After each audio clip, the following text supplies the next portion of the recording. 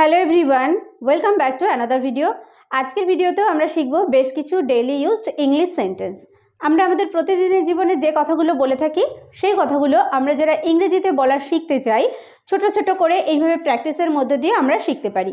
তো দেরি না করে ক্লাস স্টার্ট করছি। আর আজকে চ্যানেলে যারা প্রথম এসেছো তাদেরকে রিকোয়েস্ট করছি প্লিজ চ্যানেলটিকে সাবস্ক্রাইব করে নিয়ে সঙ্গে থেকো, আর ফেসবুকে যারা দেখছো তারা অবশ্যই পেজটিকে ফলো করে নিয়ে সঙ্গে থেকো। তো চলো শুরু করছি। দেখো, তুমি কোথায় যাচ্ছ? কাউকে আমরা জিজ্ঞেস করি, কাউকে দেখে যে সে কোথায় যাচ্ছে জিজ্ঞেস করি তুমি কোথায় যাচ্ছ, অর্থাৎ প্রশ্ন করছি। তুমি যাচ্ছ এটাকে ইংলিশে বলা হয় you are going. You are going, তুমি যাচ্ছ। তুমি কোথায় যাচ্ছ? যখন প্রশ্ন করছি, প্রশ্ন করার সময় কোথায়, ওয়্যার, এটা আমরা ইউজ করব। তারপর ইউ এর পরে যেহেতু আর ইউজ করেছি, ইউ আর গোয়িং, তুমি যাচ্ছ, তো সেই কোয়েশ্চেন করার সময় আমরা আরটাকে আগে ইউজ করব। Where are you going? Where are you going? তুমি কোথায় যাচ্ছ? Where are you going? Where are you going, তুমি কোথায় যাচ্ছ? আপনি কে? কেউ হয়তো এসে অন্য কারোর খোঁজ করছে বাড়িতে, তো তাকে আমি চিনি না, তাকে আমি জিজ্ঞেস করছি আপনি কে? হু are you? Who are you? আপনি কে?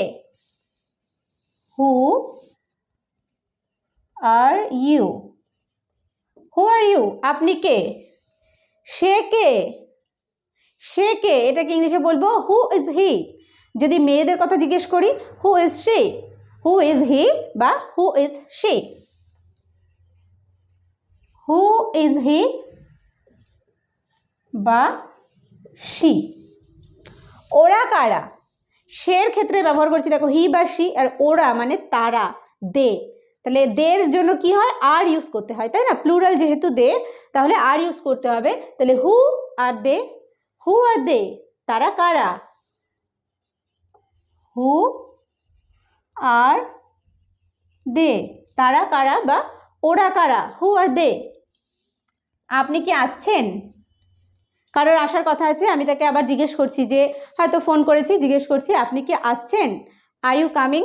আর you coming? Are you coming? আপনি কি আসছেন? Are you coming?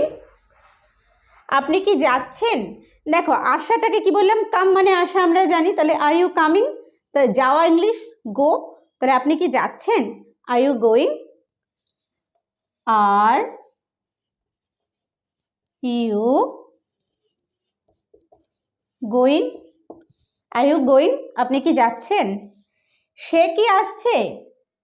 আপনি কি আসছেন? দেখো আর ইউ কামিং, সে কি আসছে? তাহলে সে যেহেতু থার্ড পারসন সিঙ্গুলার নাম্বার, তাহলে আমরা জানি তার জন্য ইজ ব্যবহার করা হয়। আর কোয়েশ্চেন যেহেতু, তাহলে ইজটা আমরা আগে ব্যবহার করব। Is he coming? Is he coming? সে কি আসছে? Is he coming? Okay, is he coming? সে কি আসছে? পরেরটা দেখো, আপনি কি তৈরি বা আপনি কি প্রস্তুত? প্রস্তুত ইংলিশ কি? রেডি। আপনি কি প্রস্তুত? এটাকে ইংরেজিতে বলবো are you ready? Are you ready? Are you ready? Okay, are you ready? আপনি কি প্রস্তুত? সে কি এলো? কারোর হয়তো আসার কথা ছিল, তো সে এসেছে কিনা বা এসেছিল কিনা সেটা জিজ্ঞেস করার জন্য আমরা বলতে পারি সে কি এলো। তো এটাকে ইংলিশে বলবো did he come? Did he কাম? সে কি এলো? দেখো ডিড হি কাম, এখানে পাস্ট টেন্স ইউজ করেছি। ডিড যেহেতু ডু প্রেজেন্ট ফর্ম, ডিড হচ্ছে পাস্ট ফর্ম, আর এখানে ভার্ব যেহেতু কাম অর্থাৎ আসা, তো ভার্বটার সিম্পল প্রেজেন্ট ফর্মই বসবে। যেহেতু এখানে আমরা ডিডটা কি ইউজ করেছি? পাস্ট ইউজ করেছি, তাহলে ডিড হি কাম? ঠিক বলছি কি? কাউকে যখন কোনো কথা বলার পরে আমি বলছি ঠিক বলছি কি, এটাকে ইংলিশে বলবো am I right? Am I right? Am I right? Okay, ঠিক বলছি কি? Am I right? আমরা ঠিক বলছি কি?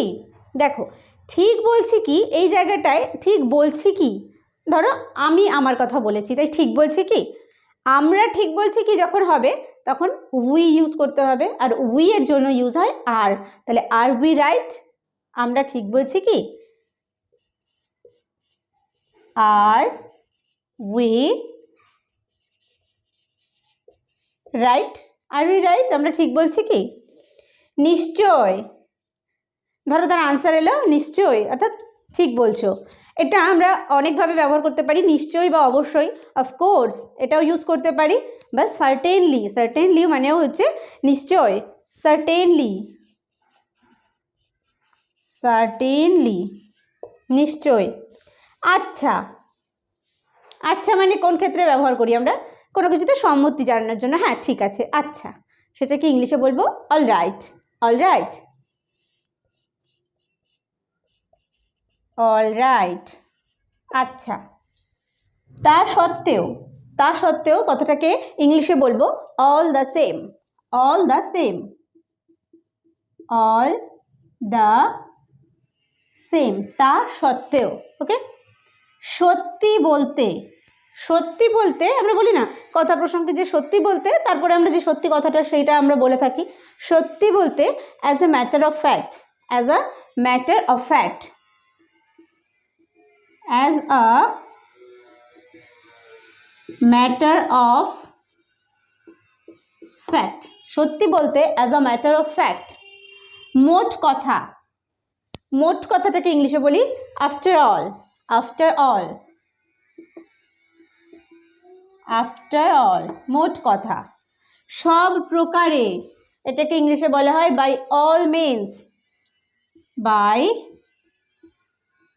All means. যাই হোক, কথা প্রসঙ্গেই আমরা ব্যবহার করি যে যাই হোক, তারপরে অন্য টপিকে যাই। তাহলে যাই হোক কথাটাকে ইংলিশে বলা হয় কি?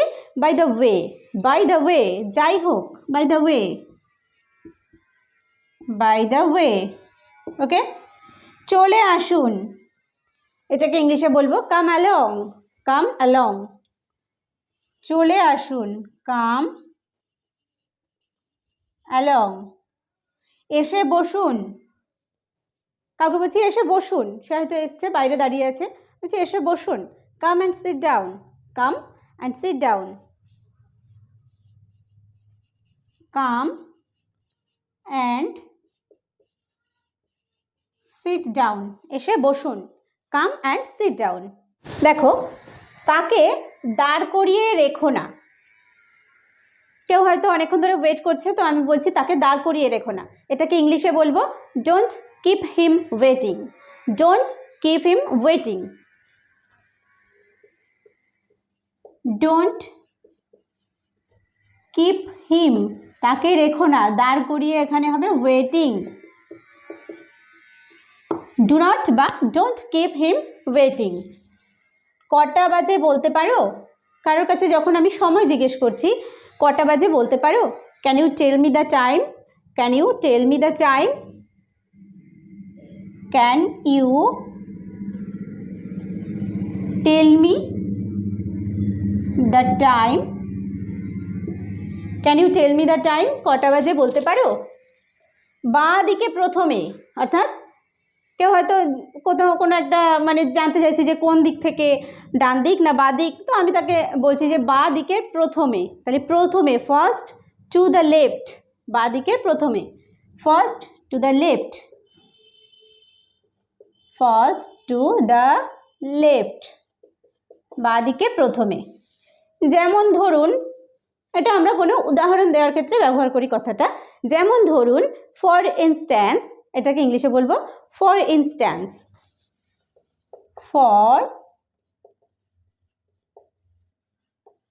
ইনস্ট্যান্স, যেমন ধরুন ফর ইনস্ট্যান্স, এই পৌঁছে গেছেন, বলি না, কেউ হয়তো বলছে যে কতক্ষণ লাগবে এখনো সেখানে পৌঁছতে, আমি বলছি এই পৌঁছে গেছেন, here you are, here you are, here you are, এই পৌঁছে গেছেন। কেমন করে যাব? আমরা হয়তো অনেকে মিলে যাব কোথাও, বলছি কেমন করে আমরা যাব, how do we go, how do we go, কেমন করে যাব, how do we go, how do we go, কেমন করে যাব, কতখানি, কতখানি কথাটা ইউজ করার জন্য আমরা বারবার অনেকগুলো ক্লাসেই পেয়েছি এই সেন্টেন্স বা ছোট্ট একটা মানে ছোট ওয়ার্ড কিন্তু একটা শর্ট সেন্টেন্স। কতখানি, হাউ মাচ, যখন কতগুলো ব্যবহার করি তখন বলি হাউ মেনি। হাউ মাচ হচ্ছে কতখানি, হাউ মাচ। তাড়াতাড়ি, হারি আপ, হারি আপ মানে হচ্ছে তাড়াতাড়ি, হারি আপ তাড়াতাড়ি। ক্ষমা করবেন, কারোর কাছে যখন ক্ষমা চাইছি, হয়তো কোনো অন্যায় করেছি, তো ক্ষমা করবেন এটাকে ইংলিশে বলবো I beg your pardon. I beg your pardon, ক্ষমা করবেন। I beg your pardon, I beg your pardon, ক্ষমা করবেন।